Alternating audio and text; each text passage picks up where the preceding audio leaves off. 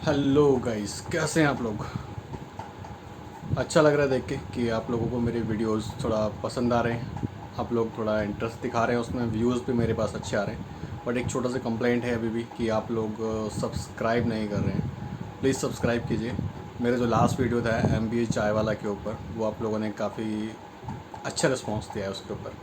मुझे व्यूज़ मिले, उसके ऊपर रिस्पॉन्स अच्छा मिल रहा है, लाइक्स भी हैं।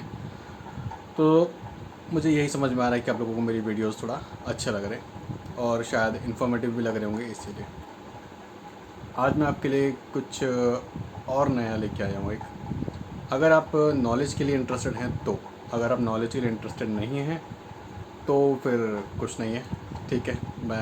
आप वीडियो स्किप कर सकते हैं, कोई प्रॉब्लम नहीं है। अगर आप लोगों को बुक्स पढ़ना पसंद है और ख़ासकर ऐसी बुक्स जो आप लोगों को कुछ अलग चीज़ें सिखाए, अच्छे थॉट्स जो आपके दिमाग में एंटर करे, अगर आपको ऐसी बुक्स पसंद है तो मैं आपको एक बुक रेफ़र कर रहा हूँ जो आपको मनी माइंडेड बनने में काफ़ी हेल्प कर सकती है।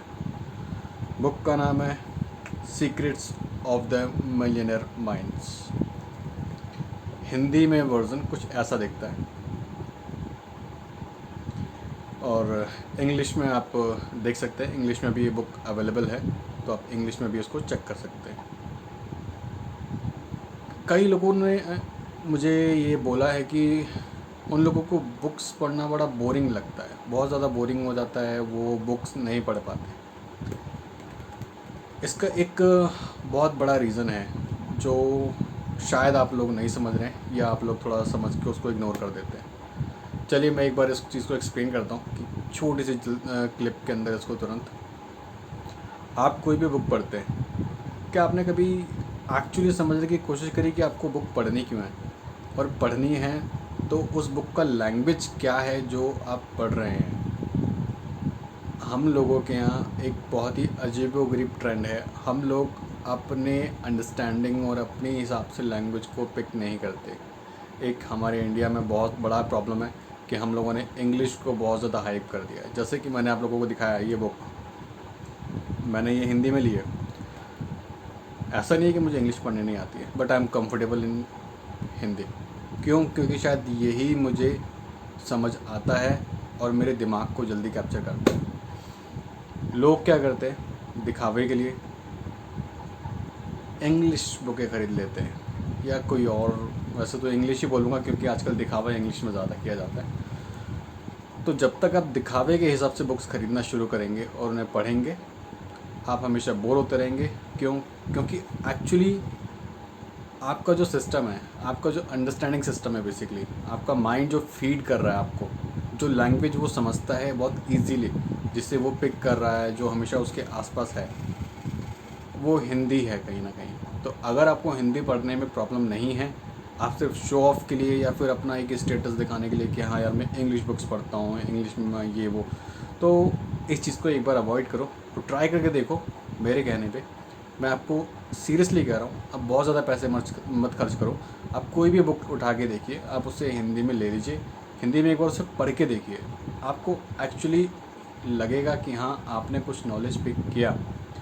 शुरू के 1-2 दिन, 2-4 दिन, हो सकता है आपको 1 हफ्ता भी लग जाए, बट यस, जब आप एक्चुअली उस सब्जेक्ट के लिए इंटरेस्टेड हो जो आप बुक पिक कर रहे हो, तो आपको वो बुक पढ़ने में फिर इतनी जल्दी नींद नहीं आएगी, अगर उसका लैंग्वेज भी आपके सिस्टम की तरह से ही है।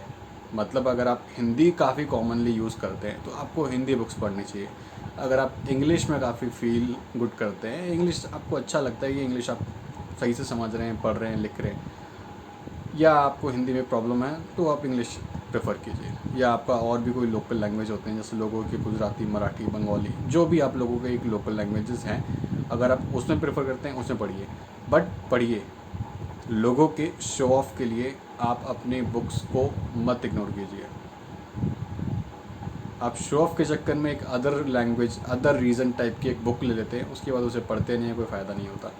चलिए ठीक है, ये मैंने आपको बताया आपके बुक ना पढ़ पाने का या उसके बोरियत हो जाने का एक रीज़न।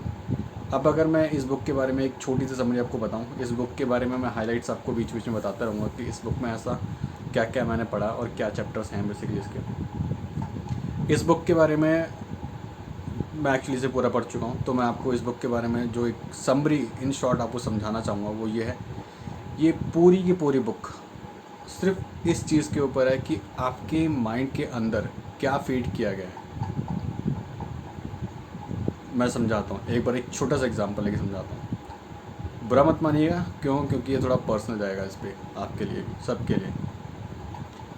आपने देखा होगा अक्सर हमारे पेरेंट्स या हमारे रिश्तेदार जो भी होते हैं, जो बिल्कुल हमें बचपन से, जब हम छोटे से होते हैं तब से पालते हैं, देखते हैं, तो वो लोग शुरू में हमें चलने के लिए बहुत ज़्यादा मोटिवेट करते हैं कि हाँ, हम घर का बच्चा है, वो चलेगा, अब वो हाथ पकड़ के चलवाते हैं।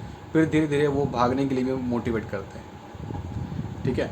बट जैसे जैसे आप धीरे धीरे थोड़ा बड़े होने लगते हैं, वो आपको ना कहीं फिर उनके अंदर का एक डर या एक चिंता जो होती है वो आपके लिए दिखनी शुरू हो जाती है कि नहीं, भागो मत ज़्यादा, गिर जाओगे, ये हो जाएगा, ऐसा लग जाएगी, वैसे लग जाएगी, ये मत करो, वो मत करो। So all those things finally वो आपके दिमाग के अंदर जाती हैं, और वही होता है माइंड फीड। और उसी माइंड फीड के ऊपर ये पूरी बुक है कि पैसे के लिए आपके दिमाग के अंदर क्या भरा गया है शुरू से, या आपने क्या देखा है जिसकी वजह से आपने पैसे को समझा, और पैसे को समझा तो वो किस तरीके से समझा।